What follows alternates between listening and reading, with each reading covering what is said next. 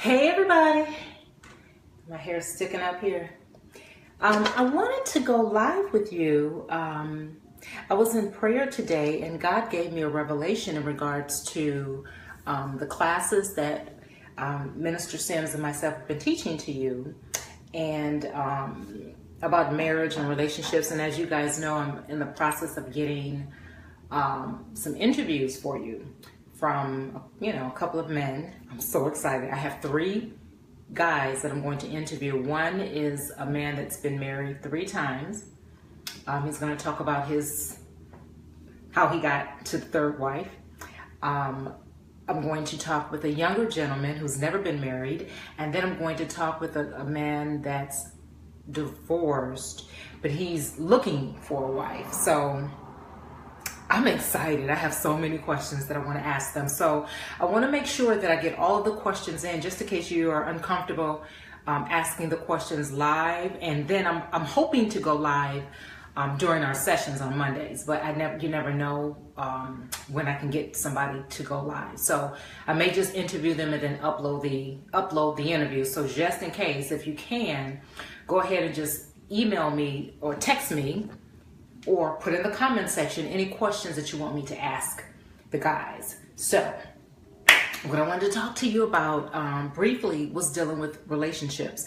One of the things that God told me is what's preparing us now for marriage is just to look at the relationships that you have in your life now.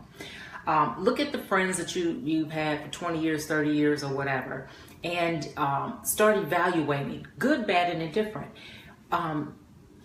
We're having trouble maintaining those type of relationships. That gives you a good indication of whether or not you're ready for marriage or not. Because friends are someone that you choose. And when we're picking friends and when we're hanging with our friends, a lot of times when we pick friends, we just pick somebody that we like, someone we just enjoy being with. Of course, marriage is different. And the whole message in the workshop, which is going back to the very first class, Understanding Singleness, is that we're supposed to pick our friends the same way. We're supposed to pick our friends the same way. Very similar, as to, there's always a reason. Some, friends now. I'm not talking about those that you're mentoring, or if you're the mentee, or if you're there to learn something. I'm not talking about that. I'm talking about actual friends. But what God put on my heart is to look at the friends that you're with now. How are they benefiting you? How are you benefiting them? Why are you with them? And look at the friends that you've had arguments with, you've fallen out with. Did you guys reconcile? Regardless of whose fault it is. And I'm not saying that you should stay in raggedy friendships. I'm just giving you an indication of the friendships. Because my pastor, he's retired now, Pastor Drake, one of the things that he said, and I was like, he was like, if you get to the end of your life and you got one good friend, you're blessed. And I was like, one? I'm not going to hang with a whole bunch of people. But he said, if you have one good friend, one friend that's left, then you're blessed. And I look at a lot of, because I hang with a lot of older people, I call them seasoned vets, and a lot of them hang around other church people. Very few people I come across are hanging around with people just from their childhood, and the people could be very well still living. We just end up hanging around with people who are going in the direction that we're going in, and we tend to meet them a lot of times in church, or sometimes people hang with people from the job, or etc. But if we can look at right now, if you're 20, if you're 30, if you're 40, look at the relationships in your life, family members. And if you have raggedy family members, at the end of the day, remember, family, you inherit them. So how are you dealing with that? Some family you're just not trying to deal with, right?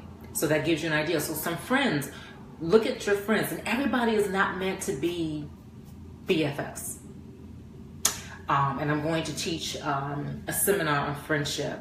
I was asked to teach that particular workshop, so I'm going to do that in the future.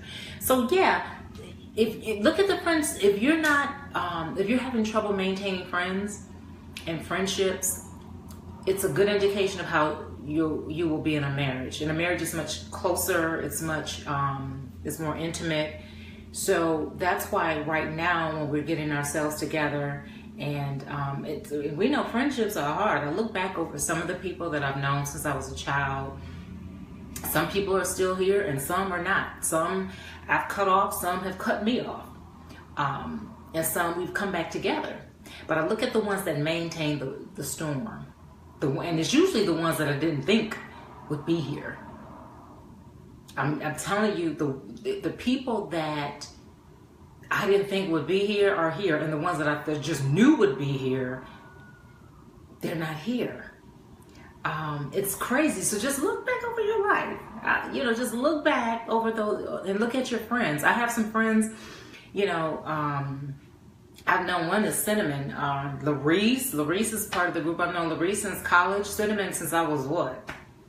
Cinnamon, I think I may have met her I was like maybe 10 or 11. And I just look back at these friends who I've known since I was a kid. My friend Shane, he's out here in LA. I've known him since elementary school, I think that's when I met him. And you wonder, I'm like, how are some friendships still here and then others are not? But when you go back and you look, it's all about compatibility. It doesn't matter what they look like, if they're 800 pounds or they're 90 pounds. If they get on your nerves or they don't get on your nerves. The bottom line is compatibility. Compatibility. And I look back at all of the ones that I'm still kicking it with. They're the ones who apologize. They're the ones that are like, Z, it's just, I just look back at the type of, at these type of friends. And who's still here. And then I look at some of my friends that I fell out with.